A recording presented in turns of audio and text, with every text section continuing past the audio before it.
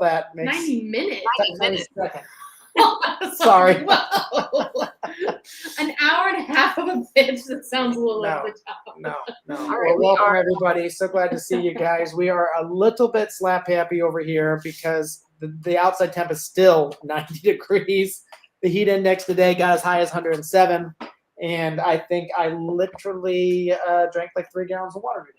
So, but yeah, welcome. We've got Bree here. Bree's on our Growing Farmers team, and she has a small farm in Tennessee. So we're going to actually start and work through some of her layout goals and ideas and things here. And then we have got 2 other lovely ladies who are joining us as well, work on some layout for their different aspects as well. So, you know, a lot of things here when you're thinking about farm layout, I've studied with the Regrarians. So their whole thing, they have 10 different things they look at for layout. Obviously, That's the Dohertys in yes, Australia, right? yes, Darren and gosh, what's her name? I want to say Beth, but that's not. No, that's a different. Doherty. Yeah, that's a Yeah. different Doherty. Actually, they're in Ohio too. Yes. But yes, anyway, Darren is the one that teaches that, and he's designed farms all over the world. So I did a 10-day intensive with him. We were pretty much off grid in the mountains of Vermont. It was a little bit of an experience. Anyway, yeah. So we've worked with him. I've obviously been a polyface, done some stuff, work there. Been on, gosh, it's got to be over 100 farms at this point across the country. Does it include the ones you just walked onto? Just Well, I you mean, know okay, what? so I'm gonna look at this farm. well, no, but I mean, in all honesty, like yesterday, I went and visited a blueberry farm. Right. And For there 20 were 3. What'd you say, Bree? 20 minutes, but you were there. I was 20 there, minutes. and there was things while I was there that I was like, oh, interesting. Okay, how does that work for layout? Oh, I really like that. There was 4 or 5 things while I was there that I noted, and I was thinking through, like, you know, how that worked for the customers, how it worked for the farmer. So yeah, I think I would say that every single farm I step onto, I do feel like I learned something. Absolutely. Yeah. I was making a joke. But yeah, it was a pretty cool blueberry farm. The blueberry farm is for sale. If anyone is looking for a blueberry farm, you can reach out to us. It's a very large blueberry farm. But Bree, we have a much different scale that we're working with tonight. So why don't you give folks a little bit of like a 30 to 45 second overview of kind of like your farm. I will go ahead and pull up the layout here. Okay. And let me see, share screen. So on the photos Yeah. there, pick the front view one. Well, I mean, that's the overhead. If you go out, Oh, you want me to go to a or go different to the one? right. Front view. There we go. All right, that's the property Oh, there. that's so Yes.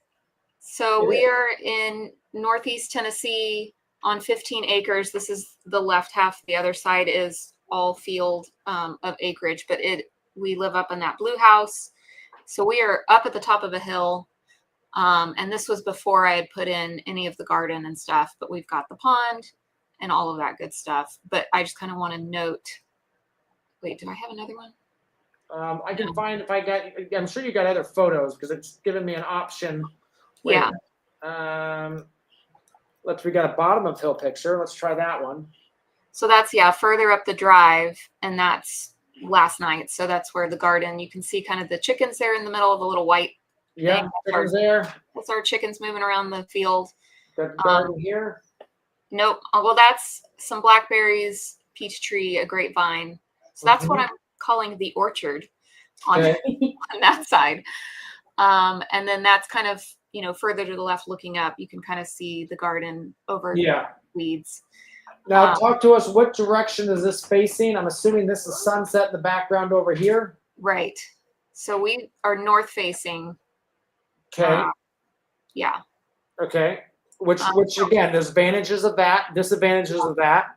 I mean, obviously, the first thing that I always look for, especially in the last couple of years, we've seen. I mean, this is actually something all the way back to 2012, is flooding. Is your farm is not going to flood most likely. Not have any issues with that. Yes. For sure. And back in 2012, we lost, $100,000 of crops to flooding. And obviously this year we've seen flooding all across the U.S. in many different places. Last year was the Carolinas. I know farmers that lost so many things there. So that's always something we're looking at when we're talking about land is, will it flood? Right, right. And this is above your... That's above the barn. This is like the only flat space. Okay. So this is kind of down at the bottom of the hill before you curve around the pond to leave. Mm-hmm. So that's like where I'm thinking a high tunnel could eventually go. Mm-hmm. Yeah. And then south would be kind of this direction. Can you see my mouse? Yeah, like the trees that you're facing is where the sun is coming up. In the winter, they're definitely coming up. It's coming up more to the right. Okay. Yes. Yeah. Okay. So it's coming up here. Then in the winter, it's coming up over here. Yep. That's yeah. Okay. So from what I've seen, it gets pretty good sun. Like our house is shaded in the winter pretty much. Yeah. We're just tucked in the ridge. So here's looking down the driveway back at the barn, and there's my orchard. Mm-hmm. The peach tree and the grapevine there on the left, the blackberries, and I have some blueberries. Mm-hmm. And I have raspberries from you that I need to plant. And I did a video. Okay. All right. Cool. And how far do you guys go this way? Oh, there's a video. Can I play the video? Sure. So this is kind of just standing. So important thing about this spot is I eventually want to have a little future kind of flower studio shed that I could do workshops in. And you saw that first view that you can see. I just think it's a beautiful view. So I want to build out towards that. That's like a 3 to 5 year goal. But yeah, there's so much to work with, and it's almost overwhelming that I'm okay. So you kind of want this thing to sit right here because you want the face of it to be pointed that direction. Right. So you'll see that on the layout ideas of things because. Yeah. So if you kind of scroll or zoom in or however, I don't know if you can do that in Google. Well, Yeah. you can. Yeah. Future workshop barn. Yep. Yeah. So my thought is eventually I want my daughters to get married there with the pretty view behind them. But Okay. All right. Cool. that's a 10-year. So if you zoom in where I have the black and the pink up at the top. Yeah, that's like my current garden, the annual veggies and herb garden. And I'm growing most of my flowers there. And in a few of those flower production rows, I have a small micro flower farm that I'm starting. I'm in my second year. And the green is where I want to expand. Yeah. And I really mainly want to figure out where can I start putting perennials. And then like willows, I want to really incorporate more willows into like not only the flower farm, but just in general willows. So yeah. So right here is wet, right? yes. Right here is wet. Yes. That's where I plant your willows. I mean, you could plant them on the banks of your ponds. And there wouldn't be a bad thing to plant some little feature sections, like a little spot right here of them. You could plant a little spot over here. I don't like it all the way around because they will grow and then you can't get to the pond and it can get a little bit of a disaster. So I like to keep them back maybe 6 to 8 feet so you can get a mower between them and the pond. They will run their roots right down into the pond and get the water. They will figure that out. Yeah. But I mean, are the difference in willows here that on the farm that are planted by water and willows that are not planted by water is 2 to 3x. They're just ginormous when they get that water on their roots. So yeah, you have plenty of space here. I would do some features, you could do your production rows down in here. I don't think we'll be running any of the animals on that side. Yeah, but I mean, even the thing is too, as long as your willows get up a little bit, your chickens and ducks and like your poultry won't have an issue. It's going to be goats, chickens, cows, sheep that are going to go after the willows. Okay. No goats ever. Good. Okay. So we got agreement on that one. Yeah. But cows and sheep possibly, but they're mainly on this left side of the barn. You can kind of see the fence line there. Okay, right in here.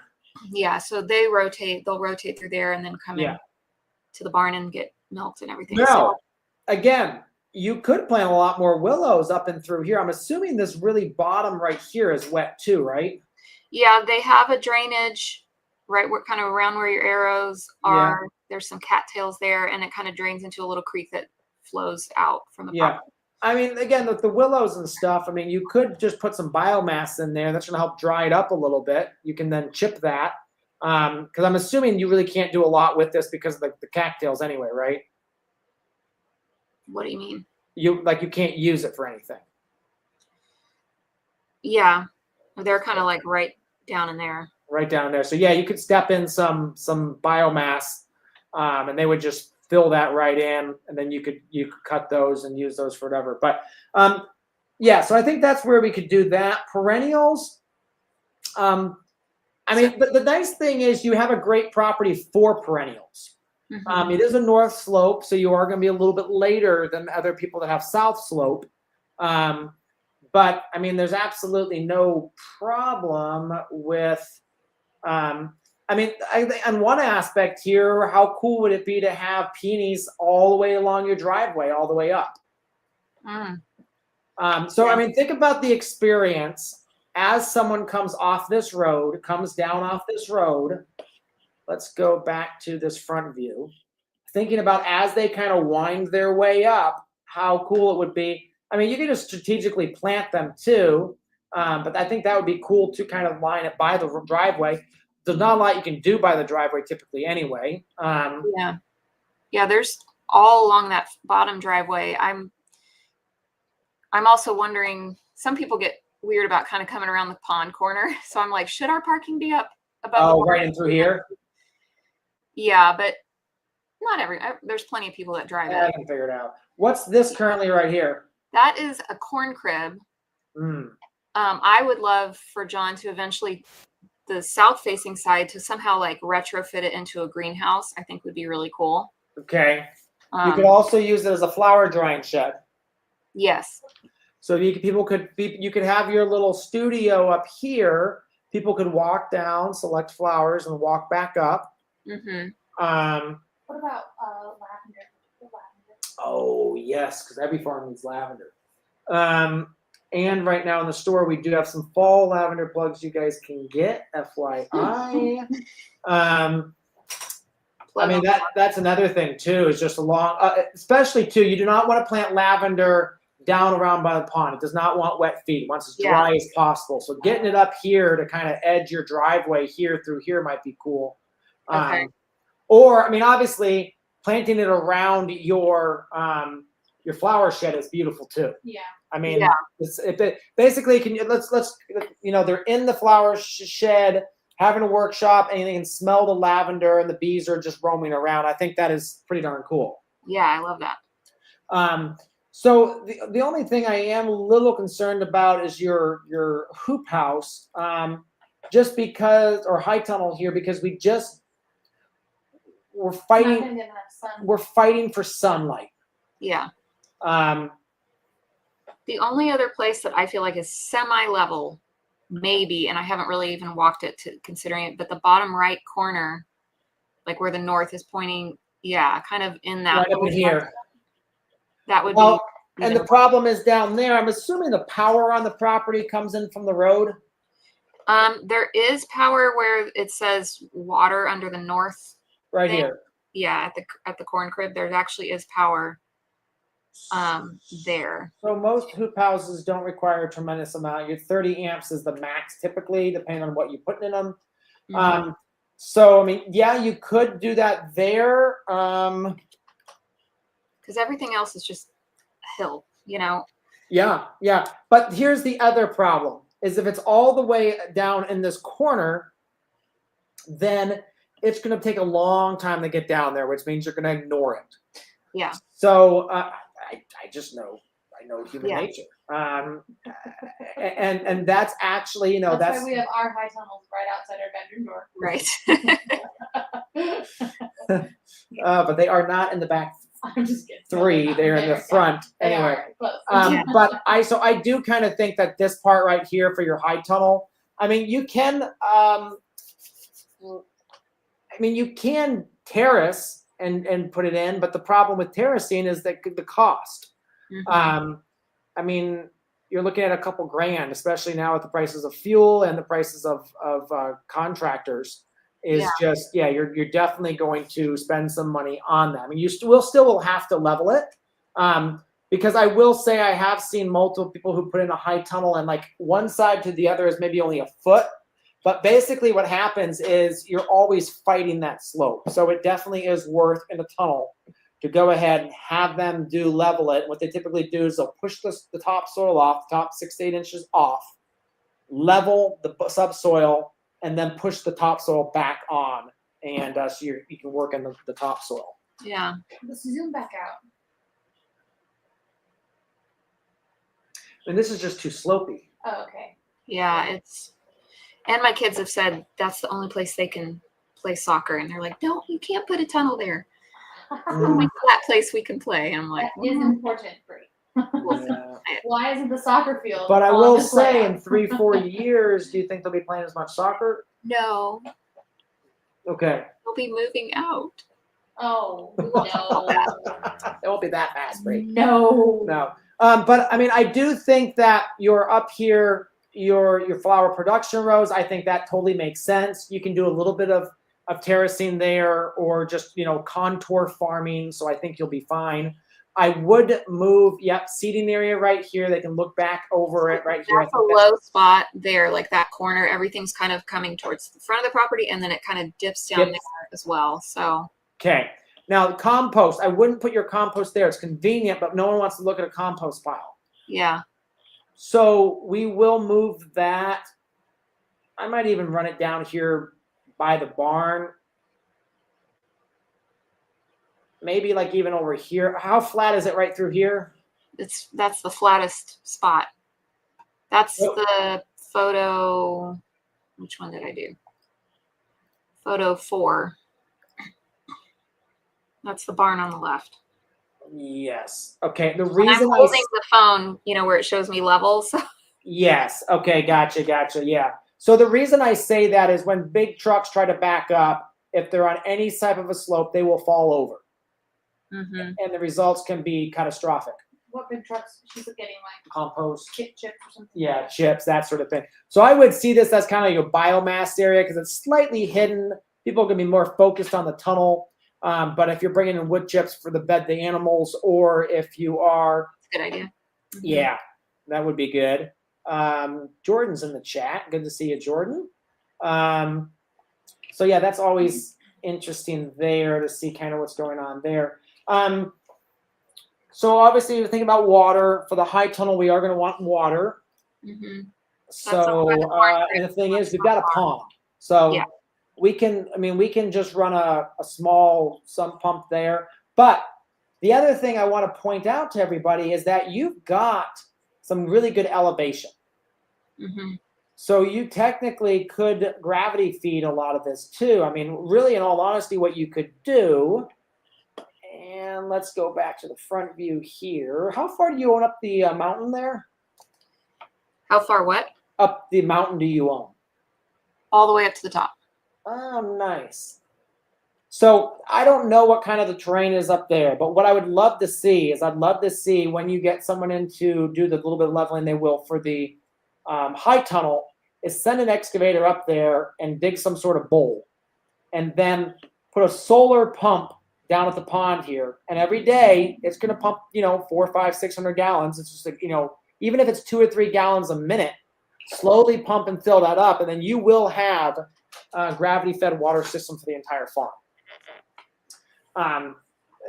It is nice. It doesn't have to happen. That's something you could do long term. It's just one of those things that you don't have to think about. If you just just open the spigot and there's water there.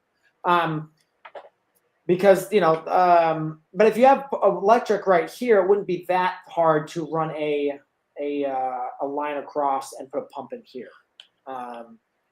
So definitely something there to see there. But on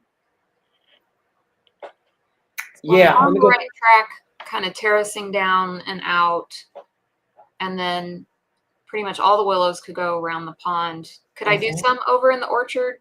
area too, or do you think I just? You can. It's going to be drier up there, so you'd want to look at the ram's horn willow is the one that would do better up there because that's a little bit more of a drier willow we found.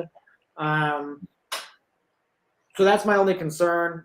But I mean, you could put them up there. I would just rather see that all filled with peonies and other perennials. Yeah.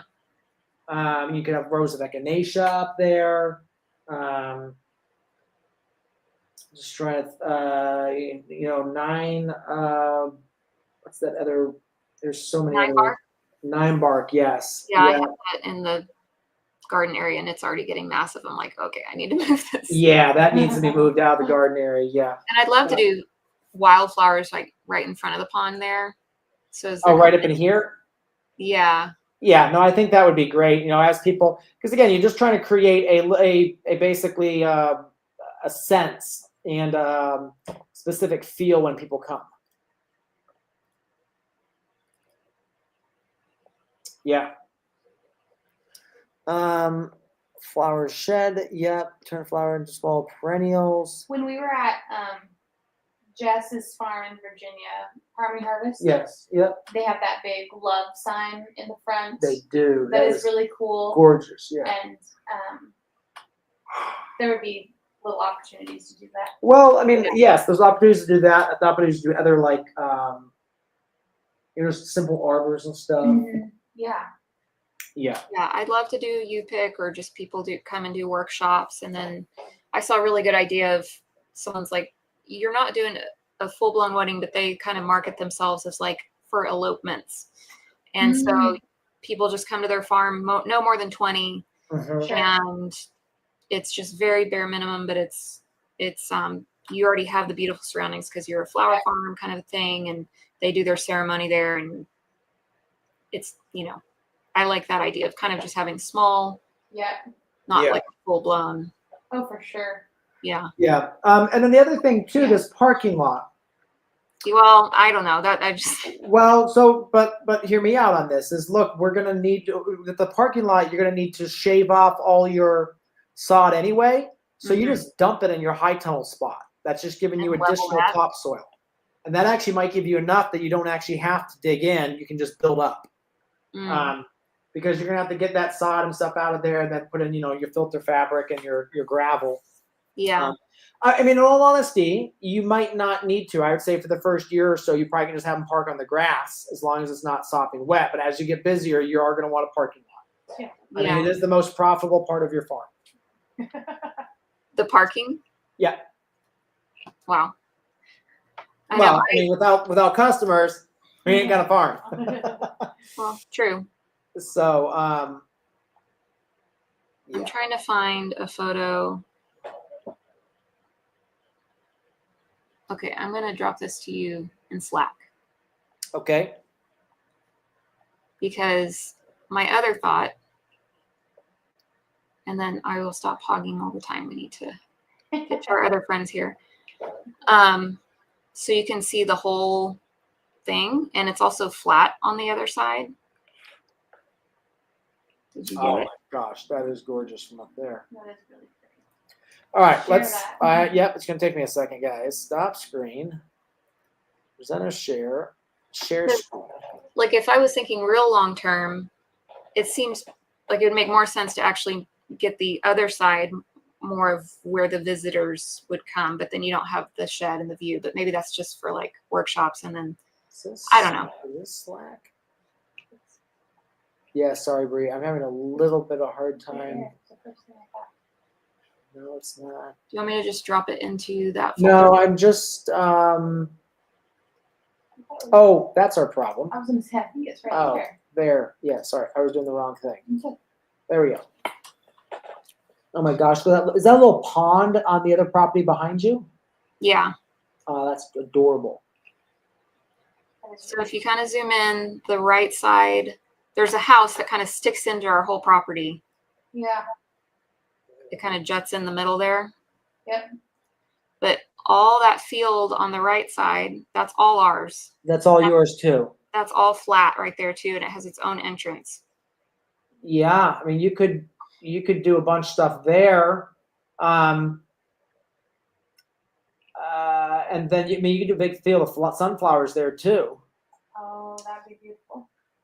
Yeah.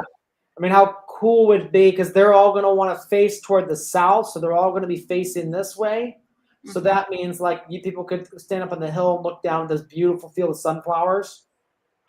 Yeah, 'Cause maybe that side eventually becomes the U-pick, and then my other garden side is more just like workshops and more intimate things or something. Yeah, because you could also put long rows of perennials on contour in this entire field right here. That makes me think of the lavender. I mean, that's like 7 or 8 acres. Yeah. And we also have animals. We might rotate through some of it. So I don't know. Yeah. Yeah, that makes sense. Well, you have plenty of space to grow. Let's put it Yes. that way. Yes. Yeah. Yeah. Awesome. But I would, yeah, I mean, look, this view right here is pretty cool. Mhm. All right. My daughter wants to buy that old Civil War house someday, turn it into a bed and breakfast. Oh, So, this one? yeah, she already has ideas. It's the original house that probably owned all the property. Yeah. That would be so cool. Yeah.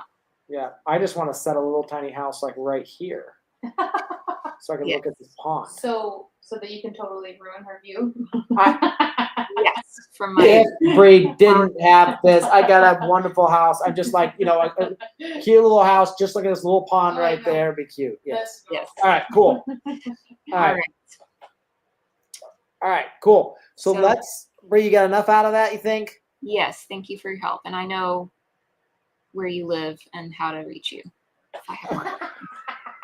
That is true. Yes. All right, Bree. I am Don't going. answer this question. We're gonna move Kelly up, Yes. and Welcome, Kelly. Oh, sorry. Thank you. already Yes. myself. I am gonna go ahead and close these windows, and I'm gonna try to go ahead here and get a map of yours here. You're in Alabama, correct? Correct. Right at the Florida line. Right. The Panhandle. Whoa! So you are south. Yeah, literally my back door looks out to Florida. Oh wow. Th- I can see that. We can see that. Yes, we can see that. All right. So That's what? amazing. Yeah, why don't I do this? I'm gonna pull up your spot right here. I hope you can see that. Yep. Okay. And to just tell me where your property is here. So our property is from Kilpatrick Road, Yeah, right here. east, so to the right, Yeah. into the woods. Okay. We have a total of 38 acres. So there's about 16, 17 acres of pasture. Mm-hmm. And then Is to this the- that pasture? correct. Okay. And the difference in the grass is because the folks that owned it, this was a summer home for them. And so they would have family reunions here, and they made like a little 2-hole golf course on the property. So they planted specific grass there. Everything else is all Bahia. That's interesting. And then we've got to the right, again, to the east, there's a good bit of woods over there, and the woods go further north. So we want to, farm this out for ourselves. We also want it to be an agritourism destination. We want to have you pick flowers. We want to have a berry patch, although I don't know how extensive that will be, but we do want to do that. I took your webinar about elderberries. I really want to do an elderberry. If you go back to where you were looking at just a second ago, there's a huge area there that I feel like would be a good location. More to the south. There is a slope. Yeah. None of it is super, super sharp or hard. I mean, it's an easy walk. It's for just sure. Probably no more than gradual. 20. Yes. Yeah, no more than 20 degrees for sure. Well, the way that they did it so that there are levels so that we can, plant a small orchard there if we want to. We'd like to do that. We'd like to have some Christmas trees. I lead a food over medicine business where I teach people how they can utilize food to keep themselves healthy, focusing on plants just because that typically people are missing the vegetables and the plants in their diet. Yes. And so I'd really like to be able to do some teaching on that and then show them how to grow food. in their Yeah. own yard, whether they're, in a suburbia or they're in the inner city. And so I want to have all of those different types of scenarios set up so I can Yeah. show them exactly how to grow their own food. But this right here would be the elderberry area. Yes. Yeah, exactly. Okay, and you've got water right down in here? It is. It's more runoff than anything, I believe, just because back behind us in Florida, that road starts to go up again. So this seems to be the Okay. low spot. And so it's more runoff than anything. Gotcha. Okay, so And this our, starts to rise again. Yeah. correct. Well, And our neighbors are cow farmers. They have 100 or so head of beef cattle. so we're dealing So with we're dealing with that runoff into here as well. yeah, Oh, and okay. he hays his property. He also he's a relative of the folks that we bought the property from, so he used to hay all of our pasture. And Yeah. he just told me yesterday, as a matter of fact, we were chatting, and he said that he sprayed it with 2,4-D. Is that what Oh, it's called, or fun. 2,D4? It's a broadleaf herbicide that's just got one chemical in it versus like a Grazon that has multiple. He Yeah. hasn't sprayed it in about a year. I've done a little bit of research. It still appears as if it's a couple years before it's totally gone in your soil. So I'm going to have to figure out a way to remediate all Yeah. of that pasture, all that area. Yeah. So I mean that's not it's a nasty chemical. I mean the best thing you do is get your mycorrhizae and get your biology up. So I've talked to you can talk to folks at AEA. And they can hook you up with some different. Now, getting that sprayed can be a bit of a challenge because you have some significant acreage there, and I mean, you could plant sunflowers and that sort of thing. I mean, We're doing that in our vegetable garden area. Yeah. We're putting some activated charcoal out. We're planting some sunflowers, and then we're going to be, disposing of those afterwards. Yeah. I don't know how it's going to impact though where I want. So if you take a look, there's a lot of shadowing here on this map. Correct. But if you look at where Kilpatrick Road is, that little house is tucked back over there. But if you go back over to where Kilpatrick is, in that little area between where you can see the shadow from the woods and then our driveway, that's where we're wanting to put the elderberries. Okay, He this did area right hay here. that area. Correct. Okay, yeah, no, that would be fabulous there. Yep, it's a little bit wetter. You're going to be good there. Elderberries are something I don't think you have a lot of people that are going to drive by, stop, and go and steal them. No, we have no traffic on that road at all. Okay, yes. They may go after your blackberries, but they probably won't go after the elderberries.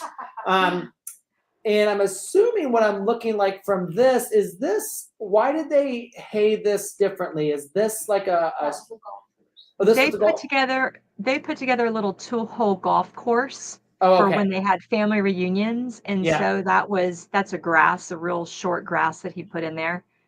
Oh, okay, that's what that. Oh, okay, I get that now. Okay, that makes because I was looking at this and I'm assuming this is a sand trap. Well, that's what it was. But I found out yesterday when I was chatting with the neighbor that apparently the gentleman that was caretaker of this property, the reason that's all sand is because he put a ton of Roundup on it.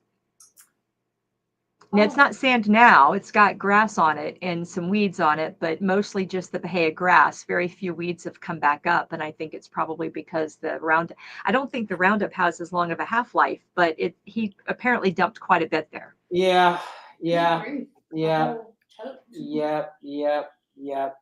Okay. What's this back here?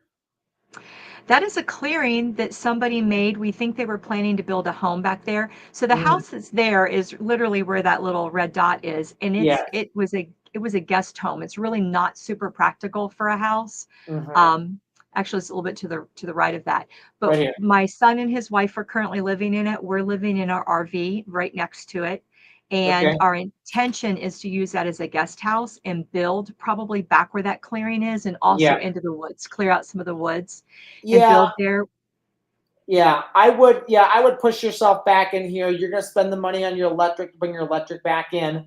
But the nice thing is if you're like separated from everyone, that we live a very public life. We would love to be behind everything that happens on our property. Yes. That would be amazing. I mean, like we have to watch, we can't stand in front of windows because literally 16 feet away, there's we have 100 something visits a day coming by our window. But I mean, the nice thing about this is you've got the acreage here. So do you go all the way to Davis, or how far do you We go don't down? go all the way up. I don't know if you can kind of see a difference in color going right there. diagonal from, yeah, right in there. That's about where we go. It's a little bit further than that. At the top of that, where you're looking at is a creek, and our property goes above the creek, but not all the way to Davis. Okay. Because the other thing I was thinking is, we always like to see if there's a possibility for agritourism. We try to think about that too. Yeah. Those are typically a little bit more upfront costs, but they are long-term investments. You mean like tiny home? Tiny home, yurts, that sort of thing. Yeah. We were looking at putting it actually in the woods up there. So right from Kilpatrick coming across the middle of the entire pasture area, there's a fence line you can see right there. Right here. Correct. Yeah. So that divides the property north of us is not ours. Yeah. But there is a place where we can actually have a road there. There's also a power pole there. So our thought was to bring a road through there right along that property line. Yeah. And allow that to be our, right there where that pecan tree is. Gotcha, and allow yeah. that to be our public access to the property. And then take a driveway straight all the way back. Yeah. Parking would be back there closer to the woods. We could, go back up there and put a couple tiny homes up there. And this pasture, we would ultimately like to have some livestock. We also, like I said, we want to have events there. We want to have Christmas events. There's not a whole lot in this area, but we're within 40 minutes of 2 or 3 pretty large sized towns, and within an hour of the beaches of the Panhandle. So Destin and Fort Walton and all the areas where there's just a ton of traffic. Yeah. Yeah. So you've got the traffic and the people. That's awesome. Okay. Elderberries. Absolutely. Okay. Grazon, 2,4-D contamination. Yeah, I'm just reading through here to make sure I've got all the information. We'd like to do strawberries. They had blueberries planted behind some pecan trees, more toward the south part of the property, which is why we planted some more blueberries there, and we've planted some blackberries and raspberries.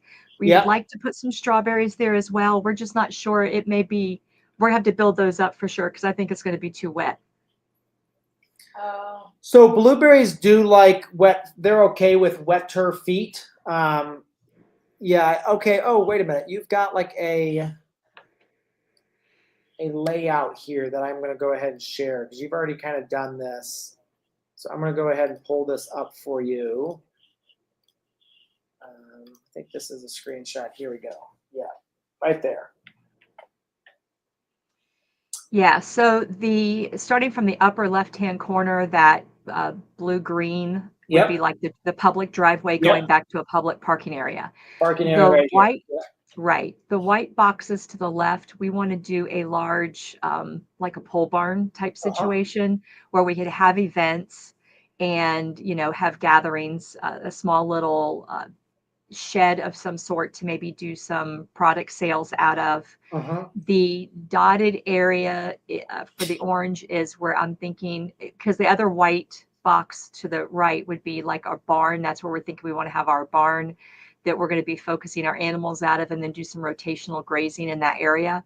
We'd like to have the little blue dots way to the left. I'd like to do Christmas trees. We can't do your traditional Christmas trees here. We're too far south, but we can do trees that people could come cut and take with them when we're having Christmas events, and then an orchard as well. Then on the bottom left with the yellow is where we currently have our vegetable garden and flower garden. Before I found out, I started it. I tilled it up and started planting before I found out what had been put there. Yeah. And then the berry garden, the green at the bottom is our current driveway. And then the extension where we expect that the extension to those driveways will be. And then the berry patch is that yellow box in the middle at the bottom. And then correct. And then the elderberries would be to the far left. And then all of that blue is probably where I need to run water. And our water is currently coming from a well just to the right of the home. Yeah. And so, yeah, we've got Do you to know the run. capacity on And your they've already well got there? some water. Pardon?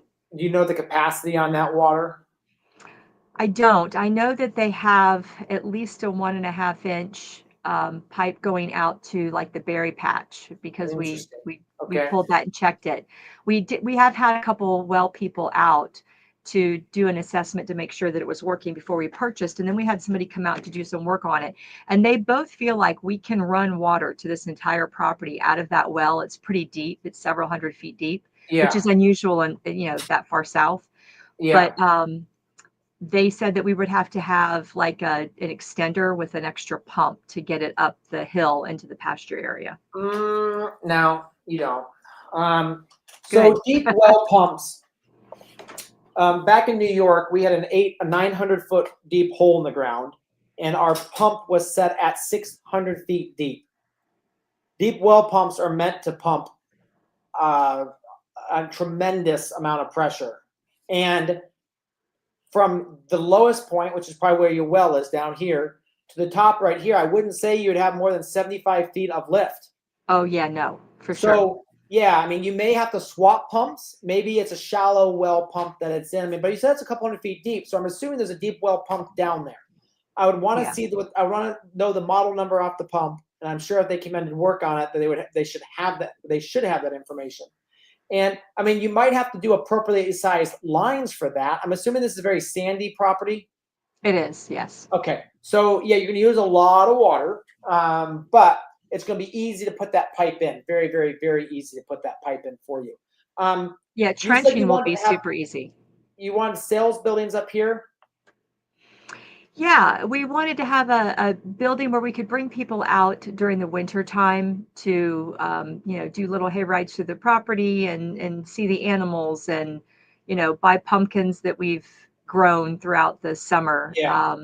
and Christmas trees and all of that, just the fall and the Christmas type Mhm. events. So my thing is though, if you have a parking lot here, you want your store as close to the parking lot as possible. Okay. And the reason for that is because they have to carry their purchases back. Good point. So, Savannah, would you want the parking lot and the store right at the back of the property so it feels like its own little space, or would you want it up more toward the front? I mean, I see advantages of both. Yeah, I see advantages of both too. If you have a lot growing out front that looks very inviting, I feel like you could put your store back by the parking lot, and you're just going to entice people in. Well, yeah, and I mean that was But again. the Christmas trees are not going to be necessarily. Well, I don't know. What they're just going to look like Christmas trees. Christmas trees all year long. Well, I mean, but Christmas trees, like all the different crops and even animals along as they drive back in, is going to create excitement for people and stuff. Like perennials and stuff along it. Absolutely, make it Sure. a journey, and the reason for having it further back though too is that they stop, they get out, and they kind of, again, people are in the hustle and bustle and craziness of life, and so they have their own little space that's peaceful. Not a lot of, even if there's not that many cars on the road, but not a lot of road noise. They feel like they're on their own little space. So if you can create buffer zones along here, and they get back, you have a sales building. I mean, even you can put your sales building right here, right in front of the parking lot. They pull around back of that to park, and the sales building's there, because you want it visible from the road. But I'm also assuming that you are going to be a destination, so it's not like it needs to be hugging the road either. Yeah, because we get no traffic. The only people driving on that road are the people that live there. So there's Okay, so really you're no that drive-by traffic. They're going to Yeah, have to yeah. come to us. What are these blue dots that you want to do here? We were looking at Christmas trees maybe going there. Okay, and then what are these things? That would be our orchards. We want to have the kind of apples that we can grow in the South and Mhm. peaches, we can do pear trees. Okay, yeah, that would make sense. Although that's a lot of space. I mean, we don't want that many. I don't Well, think. but I mean, unless again, if you want people to come pick them, Sure. you start getting a lot more space than you think. I mean, 3 to 4 Sure. acres is a very small orchard. Well, because I'm Okay. just even thinking about all the places you could put a you-pick berry, like blackberries. Do raspberries do well in that south, or is that too hot? I mean, you can, but again, they're just not blackberry. You can do blackberries, you can do Strawberries. blueberries, you could do strawberries. you can absolutely do your blue, elderberries down there. Yeah. You can't. I don't think you could do citrus. You're probably too far north for citrus. Yeah, the only thing that grows in this area is there's a Satsuma orange that apparently grows really well. We've seen it on several pieces of property, They're and delicious, it's too. usually really it's they're producing fruits and you're eating them like in October, November. Yeah. So Savannah, I mean, that's where our all of our citrus comes out of Georgia. That's true. So I mean, I think you probably could do some citrus. Now you definitely do get some damage from the cold snaps, and there's been years we haven't got citrus because of that. It's always crossing our fingers that I don't get But the frost. those Satsumas are so good. Well, they are, They're yes. delicious. They're Yes. so good. So what I would say is, I mean, I absolutely think if it's possible, I would put you pick citrus in as well. I mean, Okay. you've got plenty of acreage here. Again, We do. Yeah. I mean, the property, it seems like it's sloped a little bit toward the back of the property. Then like it feels like this is the lowest part of the property here. It is, yes. So, I mean, if you're doing contour and you're not that serious of you still could do straight rows. There's absolutely nothing wrong with that. You don't need contour. You're on sand. You could do contour in the aspect of berms to retain water, but you've got good water. Do you know if you do have salt in because this is something Mark and Jennifer are pointing out, great point here, is that have you had that water tested for salinity? I have not. We do have the ability to test it, and I will. We are we're just about 275 feet elevation here. Yeah, so we definitely want to consider that, take a look at that. But yeah, there's no reason. I mean, I don't see, if you've got plenty of water, I would focus more on mulching than try to. The problem with planting on contour is that square fields work for a reason. They're easier to lay out. They're easier to calculate for fertilizer, for doing any sprays and that sort of stuff. Mm-hmm. So I just really like, so I mean, again, you could do anything on contour like this, or you could just do them on, I mean, it really doesn't matter. It's really what works for you guys is really what it comes down to. Well, I guess what I'm saying, like with vegetables, we're dealing with row covers and things like that. Those come square, so it's very important for that. But with Christmas trees, it doesn't matter. Yeah, I was gonna say that doesn't matter. Her gardens are up here in that yellow. Is that what you're doing? Correct. Yep. These yellow, yep. So and your goal with those gardens is to teach people how to grow their own food in those spaces? Correct. Okay. Yeah. So also to have a you pick flower. So my daughter-in-law really wants to do you pick flowers in this area as well. Oh, okay. Yep.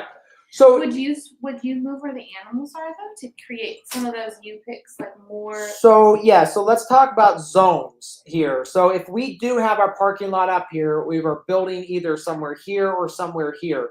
I would have your you pick closer to those things. Close to that. Okay. And I would put your animals a little further from away. And the part of it is to create a buffer zone between where your home space is and where the business space is. So if people want to come see the animals, they come to this edge. And then that's where they stop. And that's where they stop. Again, it's up to you. You can have them go here. But also, too, is, I was at the blueberry farm yesterday. Again, I keep bringing it up because I was literally just there. And someone walked in and said, how far is it to go out and pick? Yeah. Because he had like 2 walking sticks because he was limited mobility. And obviously what that farm could have done is had a shuttle system running. They didn't. A little golf cart. Or a little golf cart or something. They didn't. I would have recommended that.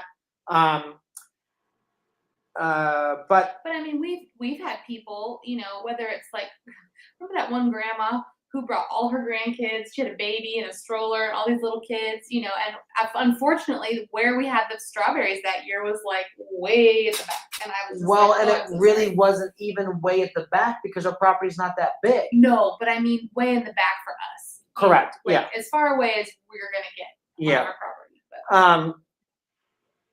So Just yeah, something what to I think would, about. so again, back to this, if you're like, you're gonna have vegetables and like herb gardens and stuff, I might swap, put your equipment building down here. Cause here's the other thing Okay. too.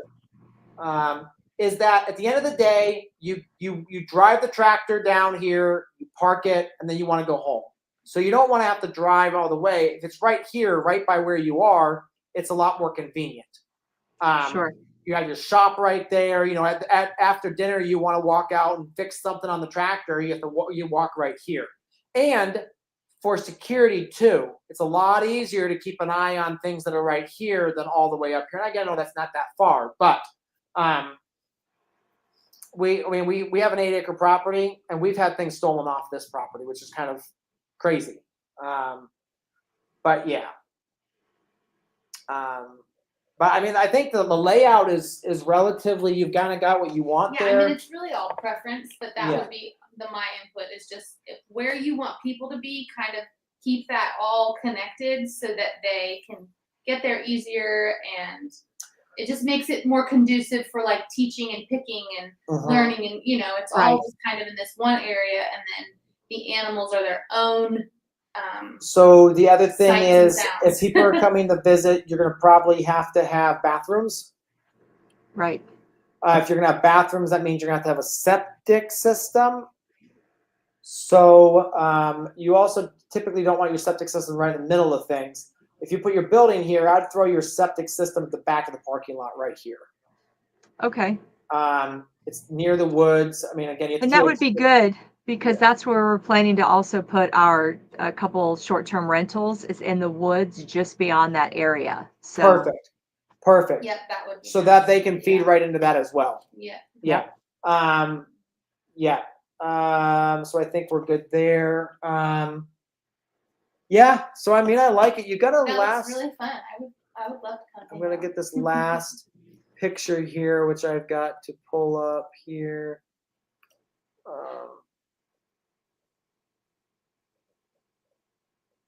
Yeah. Okay. Got that. Yeah. But yeah, your elderberries down here. That's a great spot. That's the more moist spot on the farm. That will be good for them. Yeah. One other thing. now let me ask you, can I ask you a question about the Yeah. elderberries? So that's not tilled up yet. Nothing at all is prepped. Do I have enough time to do that for this fall? So yeah. I would start now. I would go ahead and see if you can get some of the rototiller or some of the plow it now, and then that will help you get rid of all your weeds. And then in about 30 or 45 days, go ahead and put a fall cover crop on. And then January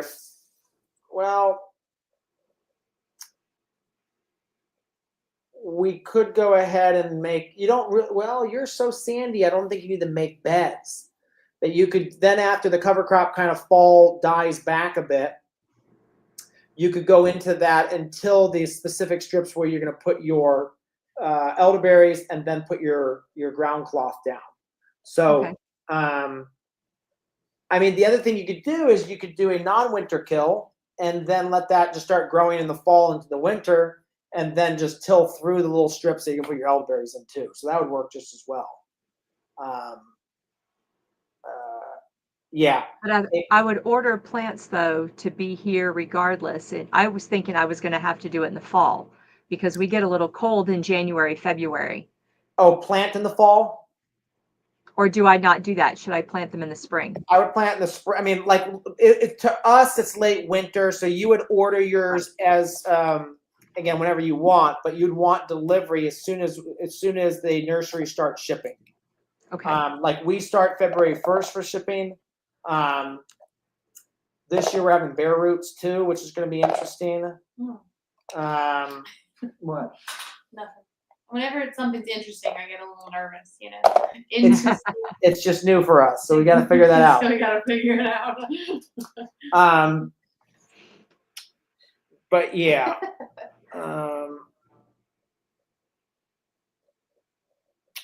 Yeah, no, but I like the layout. I think you're going to be happy with it. I mean, I can kind of see the whole vision come together. I want to kind of go over here and look at this last thing right here. And Pam, I promise we are going to get to you. Stop screen there. Get back to this. Share screen here. There we go. Yeah. I'm just laying this out, looking at this again here. Yeah, you've got some good ground to work with. Yeah, I definitely do like putting the access road in here, putting your building further back, having everything out front. And it's a nice big open field, so you've got options. Yeah, look at Yeah. And I think you could probably trench all your water in. You don't, I mean, with a ditch switch or something, you don't need to dig it too deep. Because again, your freeze line, that far south is what, 18 inches? Maybe. Yeah. Maybe. Yeah. So a foot. I mean, you don't really have to go far. It's all sand. It's going to go in super, super easy. But yeah, get a test on that well to kind of give you an idea of how many gallons per minute. Because what that's going to do is that's going to give you the idea of how big pipe to do. Okay. I mean, yeah, if you're dealing with 60 gallons or less, then you can probably put a 2-inch pipe in. I actually keep the chart right here. Well, 2-inch will actually do up to 80 gallons a minute. So that's a lot of water. That's a lot of water. Beautiful. Thank you very much. I appreciate y'all's insight. Yeah, absolutely, Kelly. Great to meet you and best of luck. Thanks. All right. Let's go ahead and bring up Pam. Pam, how you doing tonight? Good. How are you? Good. Good. All right. I'm going to go ahead and pull up. Let's get to your information here. Now, you're urban, correct? Yes. Urban lot in Pittsburgh, Pennsylvania. Okay. So you're only actually like 5-6 hours from us. Right. Right. Okay. I've actually been to your farm. Oh, really? Okay. Very Yeah. cool. All right.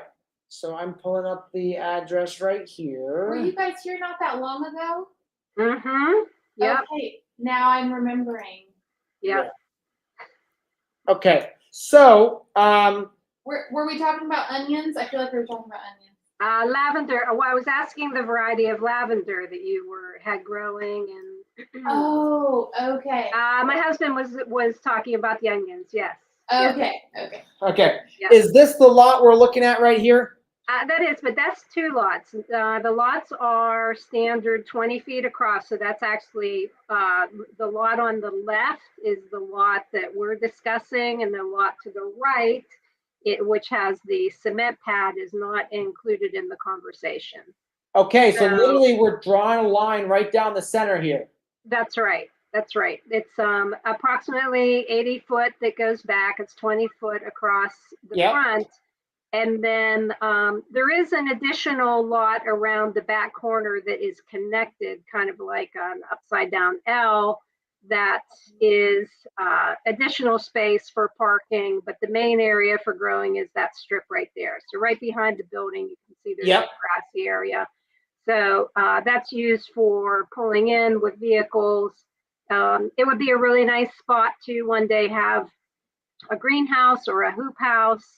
Yeah. And currently the sun comes up, kind of from the back corner. The sun hits the front of the lot in the morning. It gets quite a bit of sun for a good portion of the day, but then the building does cast some shade on the front. The rear is all sun because it has the alleyways, that are adjacent to it. So there's no blocks for buildings. Yeah. And, one day there could be a building on the lot to the right, but right now there is not. So there has been recent construction in the area. So the soil has been compacted. It's a lot of gravel, but it's not real terrible. I planted a display garden of flax this year, and flax is very forgiving. It grew nicely without any problem.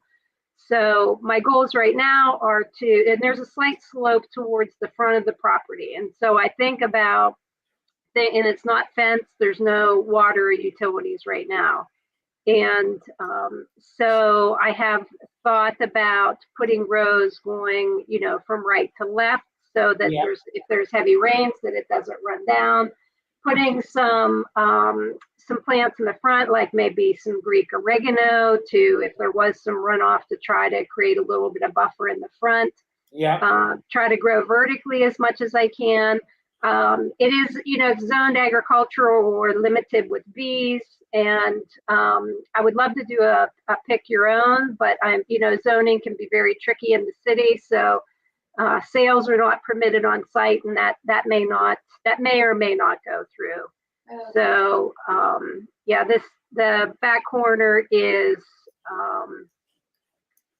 accessible for vehicles and delivery. Maybe compost pile in the back. It's more, it's a little area that you can kind of work without feeling that you're, in front of, others that are kind of evaluating what you're doing, I guess. Yeah. So it can be a little intimidating because you don't want to, you don't want to plant things that don't grow successfully.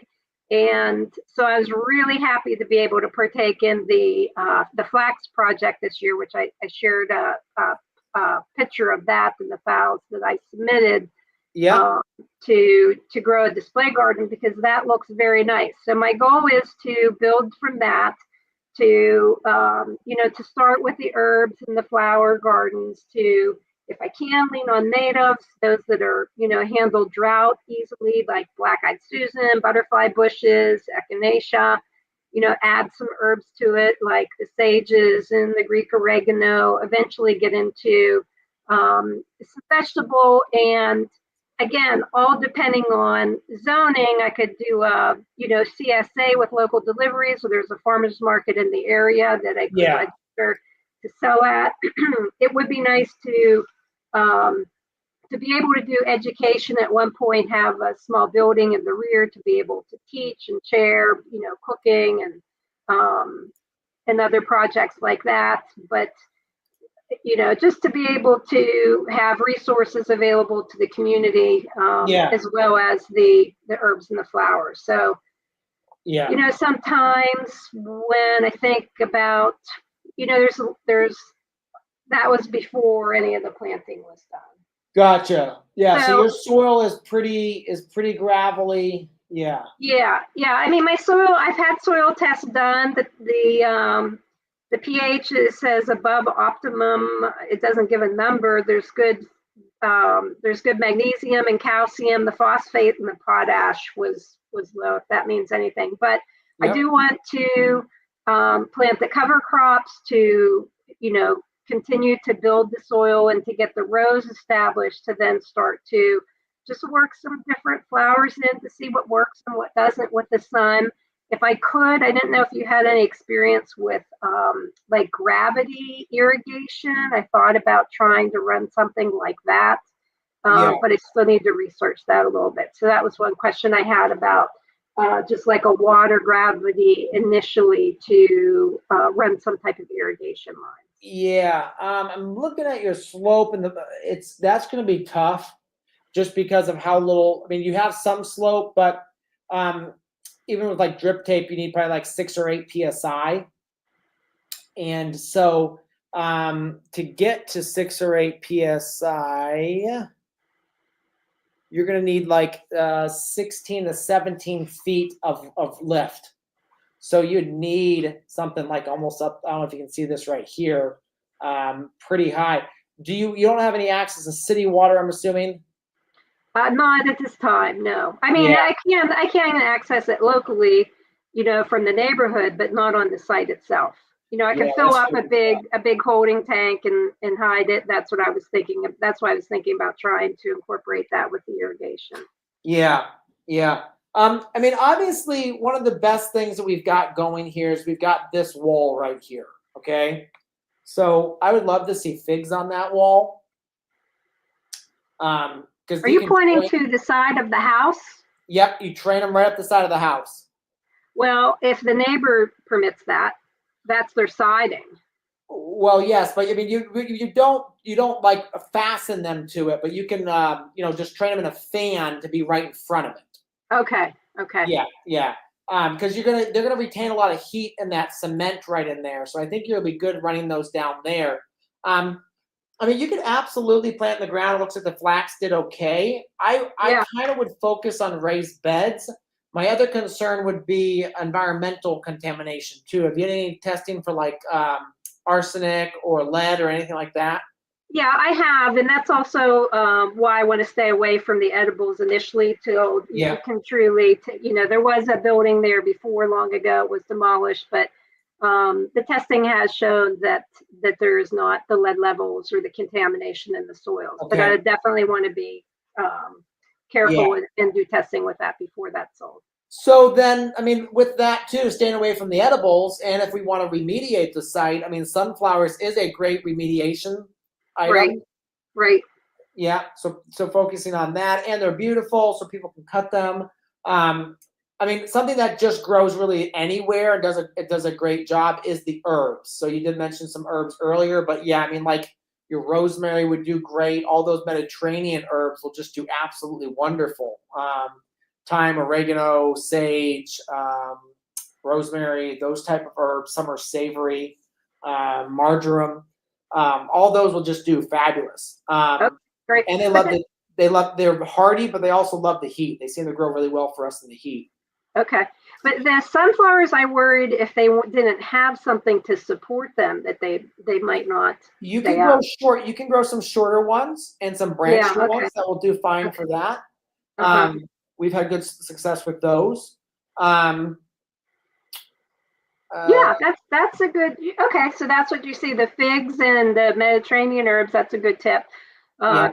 Caution on the irrigation, and I don't know. Any suggestions for cover crops for the fall?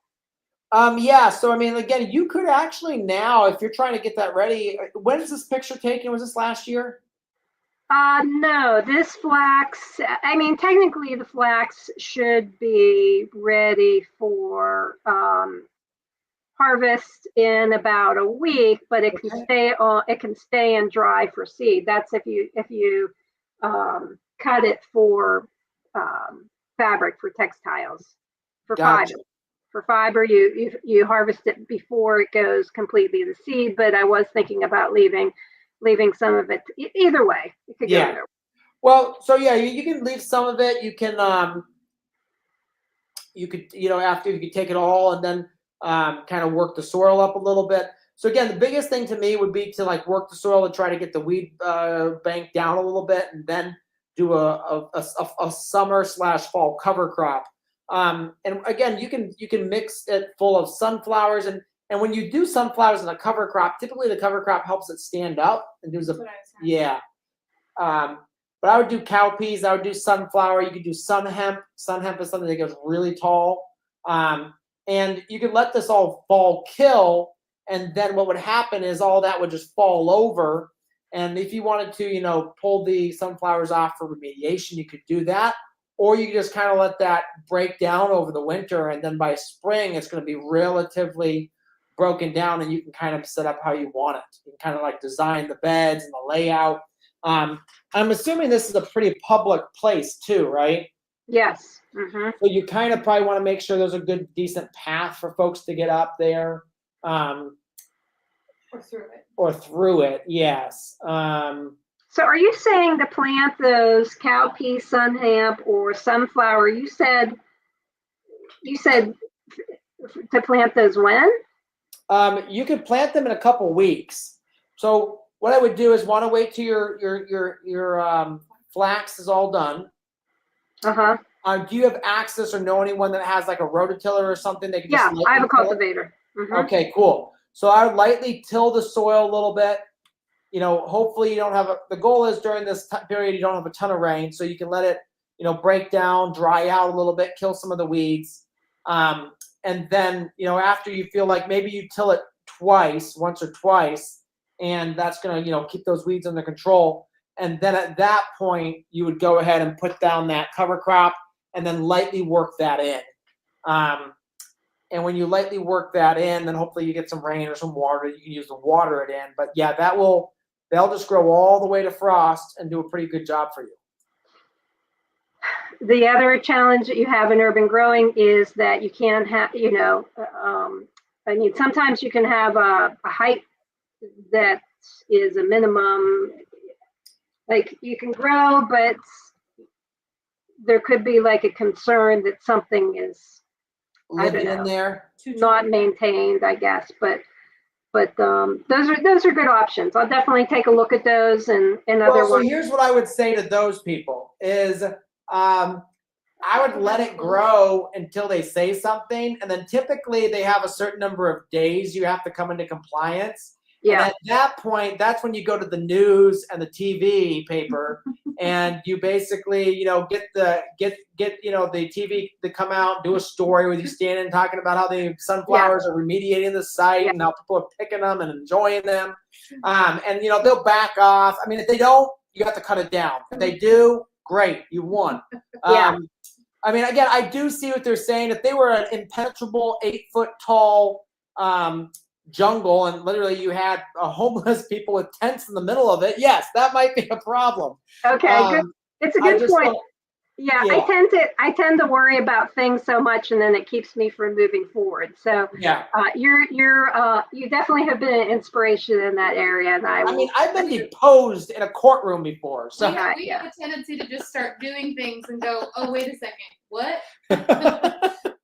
So if I followed up with Bree as far as sources to get the seeds for the cover crops, could I get that after the webinar? Sources for the cover crop seeds. Yeah, we have some in our store. I can help you put together a mix, or I can help. I can recommend a mix. That would not be a problem. Bree can help you with that. Okay. Yeah, absolutely, we can help with that.